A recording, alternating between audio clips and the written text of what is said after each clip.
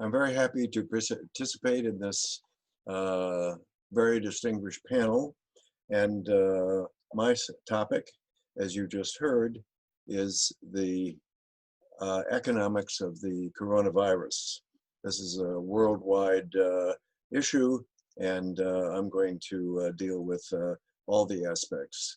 Let's begin at the beginning. The coronavirus first appeared in December of 2019. Hard to believe that it's so recent. This occurred in Wuhan, which is the capital city of the province of Hubei in China. At first, the coronavirus appeared to be spreading very gradually.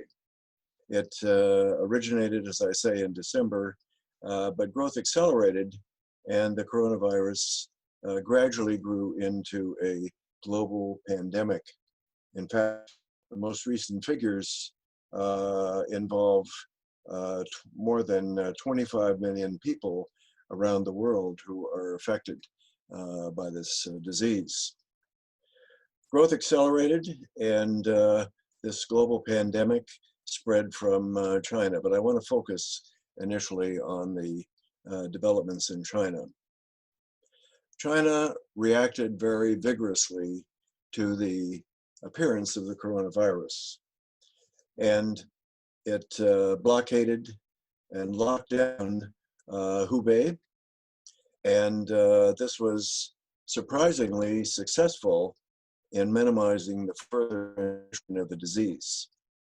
That is unique among the countries of the world, that there was this successful effort to reduce the spread of the virus. The synchronized nature of the downturn has amplified domestic disruptions around the globe. In other words, outside China, there has been a very, very substantial amount of disruption of economic activity, and that's something we're going to focus attention on. The sizable fiscal and financial sector countermeasures were deployed in several countries, and they have been very fortunate in forestalling worse near-term losses. So that's the good side. But nonetheless, economies are struggling to control the infection rates, and the need to continue lockdowns and social distancing is taking a sizable toll on economic activity around the world. Consumption growth has been downgraded for most economies, reflecting the larger than anticipated disruption in domestic activity. So now, if I could look at the World Economic Outlook, we can see the effect of the coronavirus. First of all, let's look at the outlook for the world economy, and in particular, let me go to the next slide, I guess. We see that the World Economic Outlook has been very, very much affected by the coronavirus. World economic output in 2018 was growing at 3.6% per year, a little bit lower than that in 2019, 2.9% per year. And then the most remarkable change took place when there was a sizable downturn beginning in late 2019 that is projected for 2020 to reduce world output by 4.9%. That's a very, very sizable downturn. The figures that I'm quoting here are taken from the International Monetary Fund and from its report on the update of the World Economic Outlook. The World Economic Outlook is a regular report of the International Monetary Fund, published twice a year and covering the whole world. And the International Monetary Fund published a special edition in June of 2020 in order to capture the changes that have taken place. If you look at the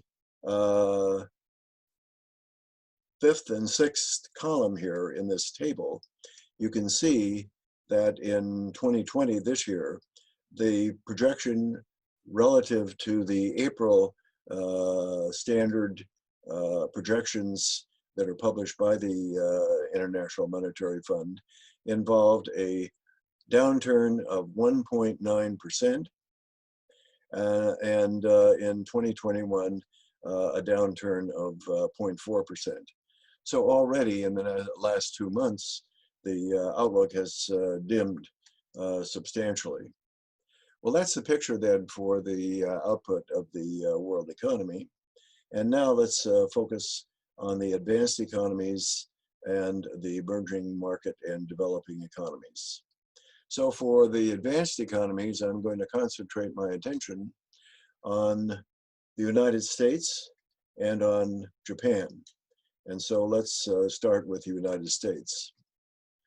The growth of the United States in 2018 was 2.9% per year, 2019, 2.3%. Then the projected growth rate for this year, 2020, is a negative 8%. There'll be a recovery projected at 4.8% next year, and that will leave the United States considerably behind where it started at the beginning of 2020. So that's a very substantial change. If we look at Japan, of course, the growth rate of the Japanese economy is lower, reflecting the demographic factors and the economic activity that we're going to hear more about in this discussion. The growth rate was 0.3% in 2018 and 0.7% in 2019. That gave rise to a slowdown of 12.8% as the projected growth rate during the current year, and that will be reduced to a growth rate of 6.3%, at least positive, but Japan obviously is going to be considerably behind where it was. Now, if we look at the difference from the April 2020 projections, we see that the projections have been reduced for 2020 and increased slightly for 2021. Well, that's our picture then for the world output of the advanced economies. I could go through the rest of the roster here of these countries, but I want to focus attention on the emerging market and developing economies because their behavior is quite different.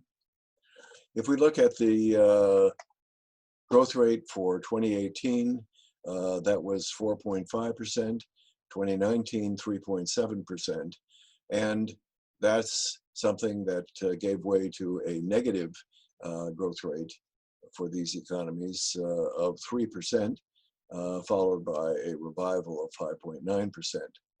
I'm going to focus on China and India here, since those are major countries that deserve attention. China had a growth rate of 6.7% in 2018, 6.1% in 2019, and then had a positive growth rate, but only 1%, and then that will be followed by a projection of a growth rate of 8.2% next year. If we look at India, the picture is quite different. The growth rate in 2018 was 6.1%. Then there was a decline to a growth rate of 4.2% in 2019, and then a projected growth rate of 4.5% in negative in 2020, and a revival of 6%. So you can see that the picture has changed very drastically in a very short period of time since last April. The growth rate has declined, projected growth rate by 6.4% for 2020, and has declined by 1.4% in 2021. Well, that's our total picture then. And let me just turn to the next slide and look at the picture for world trade. World trade is again projected here. You can see that for 2018-2019, world trade grew at 3.8%, 0.9%, and then is projected to decline by 11.9% and then revive to 8%. That's for the advanced economies. For the emerging market and developing economies, the figures are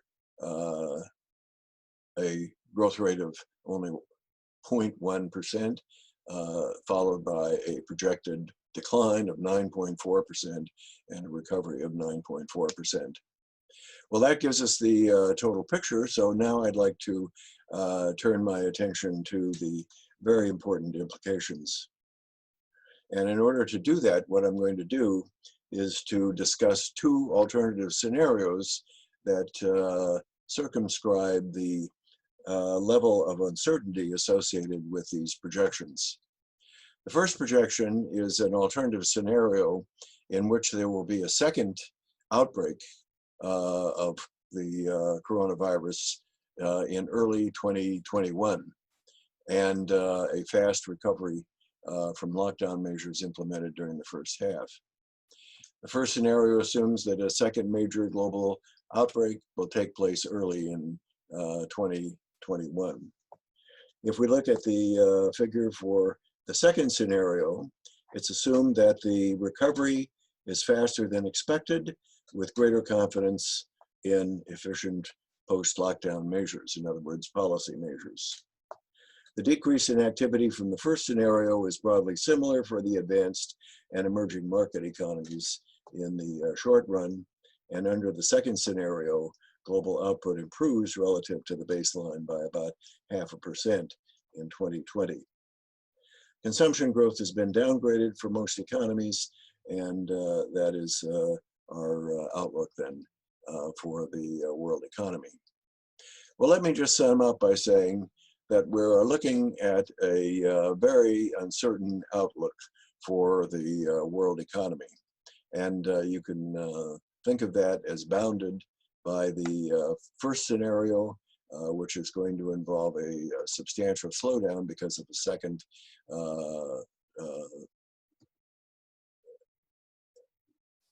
interruption in economic activity. That could, however, be mixed by this alternative scenario in which the second outbreak could take place in 2020 and would involve a very substantial positive impact that would be even larger than the current one. So we can conclude that this is a situation of enormous uncertainty that requires the attention of policymakers everywhere. And I'm very happy, as I said, to be able to participate in this discussion and to learn from the other participants and the stimulating ideas that they're presenting. Thank you very much.